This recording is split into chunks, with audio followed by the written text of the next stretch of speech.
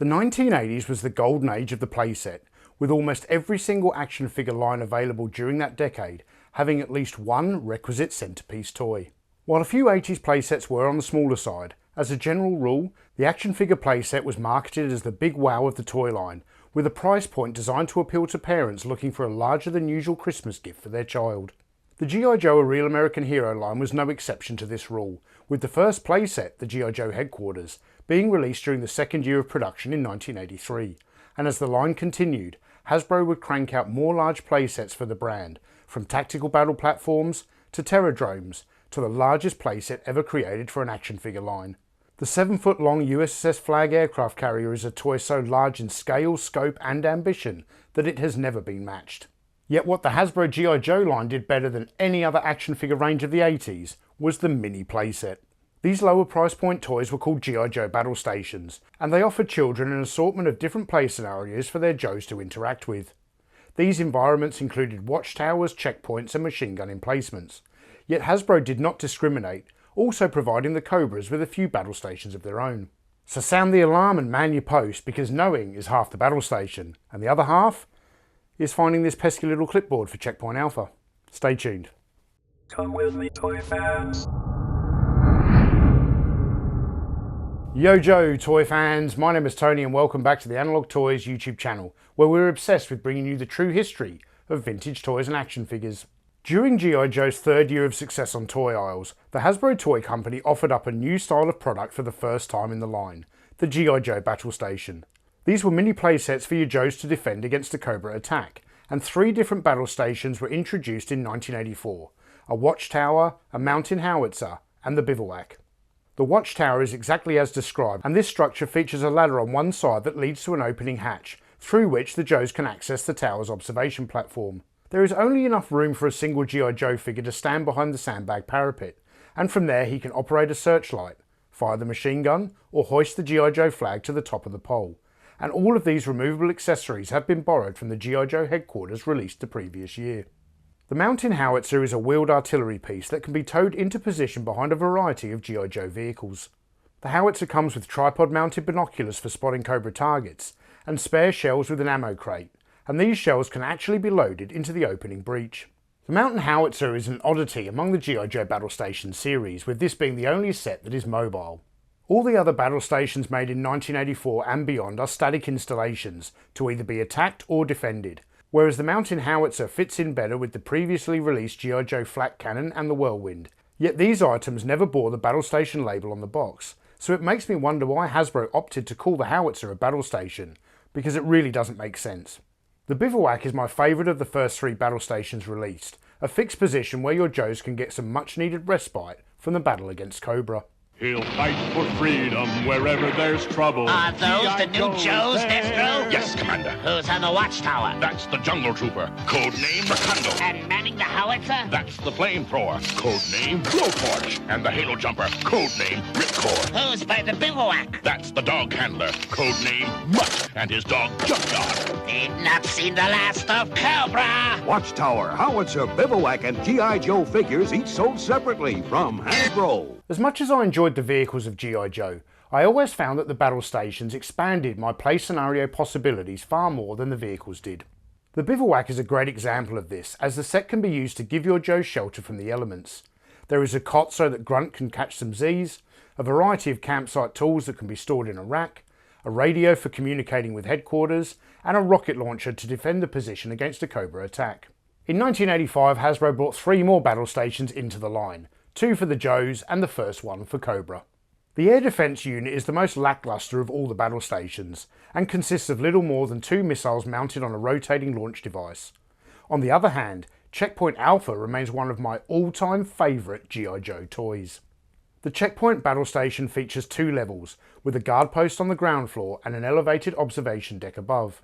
Adjacent to the guard post is a sentry gate and speed bump, used to halt passing vehicles, so the G.I. Joe sentry can check their credentials against the information on the provided clipboard accessory. The observation deck is accessible via a ladder positioned at the rear of the checkpoint, and peppered along the wall of the tower is a security camera, antenna, a spotlight and a machine gun. This observation deck is larger than the watchtower, enabling you to have more than one Joe on the lookout for Cobra. The thing that I liked most about the Checkpoint battle station in childhood is that it afforded me the opportunity to play out some infiltration scenarios. I would often use this playset as the checkpoint that personnel would have to clear before gaining access to the tactical battle platform, and it was always fun having Firefly attempt to sneak past the position without being spotted. Also, with matching colour schemes, these two playsets go together perfectly. The first bad guy battle station to be offered in the line was the Cobra Bunker. Designed similarly to a coastal pillbox emplacement, this bunker features the Cobra symbol moulded into its facade, and it has been manufactured in the signature royal blue colour scheme, so it displays really nicely when manned by Cobra troops or snow serpents. The front wall of the bunker has two machine guns mounted into observation slots, and the set also comes with a tripod mounted rocket. In the case of the Cobra Bunker, knowing literally is half the battle station, because we only get half a bunker.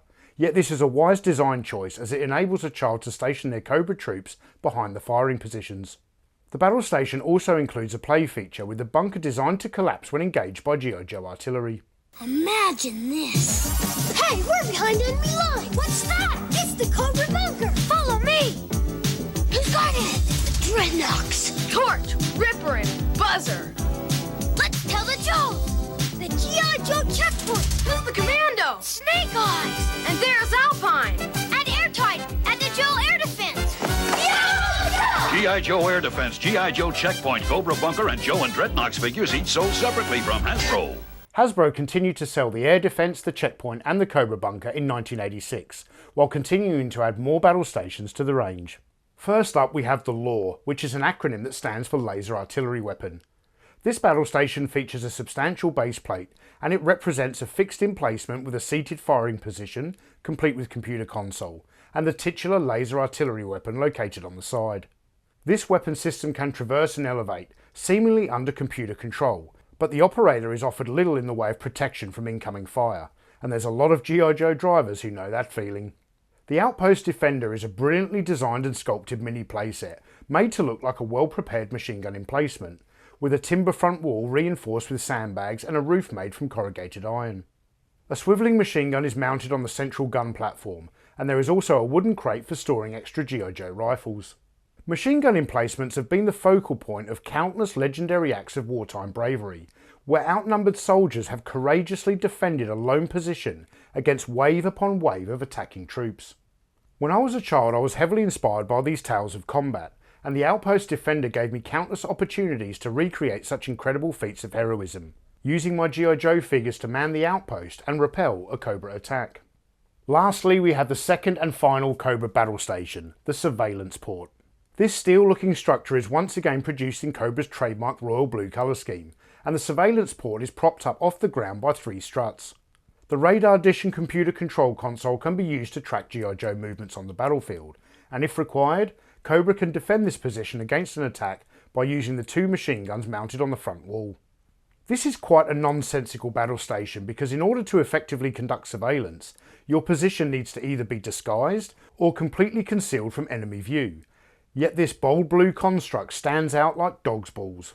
You're looking at the Cobra surveillance port. Imagine this. Look, it's the Cobra surveillance port.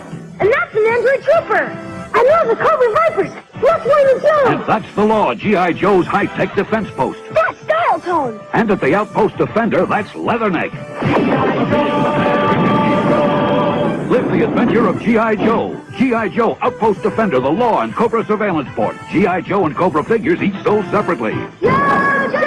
While Hasbro continued to sell some of these toys in 1987, no new battle stations were designed beyond 1986, and they were dropped from the line entirely in 1988. It's a shame Hasbro didn't continue with this concept because they were so much fun to play with, but perhaps they ran out of ideas. Today these sets make for wonderful display pieces in a collection, as they also offer an excellent way to showcase your G.I. Joe action figures. And if you have several of these battle stations, it's easy to organise them in such a fashion as to create a forward operating base. If you leave out Checkpoint Alpha and the Air Defense, the G.I. Joe battle stations look terrific on display together, with the uniformity of their green designs. And if you add the smaller rifle range set to your 2 Cobra battle stations, you can create a terrorist training camp in the desert.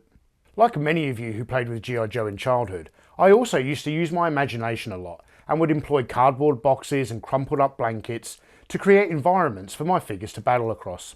Yet there was something very special about having a tactile structure for my Joes or Cobras to inhabit, and these battle stations afforded us the type of world-building toys that you just don't see in the action figure lines of today.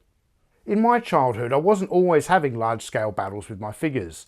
I was just as often playing out G.I. Joe training scenarios, and I revelled in my ability to create bases for my Joes to occupy and live in. The G.I. Joe battle stations are a reminder of a bygone era, when toy lines were expansive enough to create worlds that we could escape to during playtime, and I often wish that I was still there. So thank you all for watching, and if you enjoyed this video and you'd like to check out some of our other vintage G.I. Joe toy reviews, you can click the links up here, or subscribe to the channel by clicking here, or consider supporting us on Patreon, where you'll get access to hours of exclusive content. I'm Tony from Analog Toys, and Yo Joe.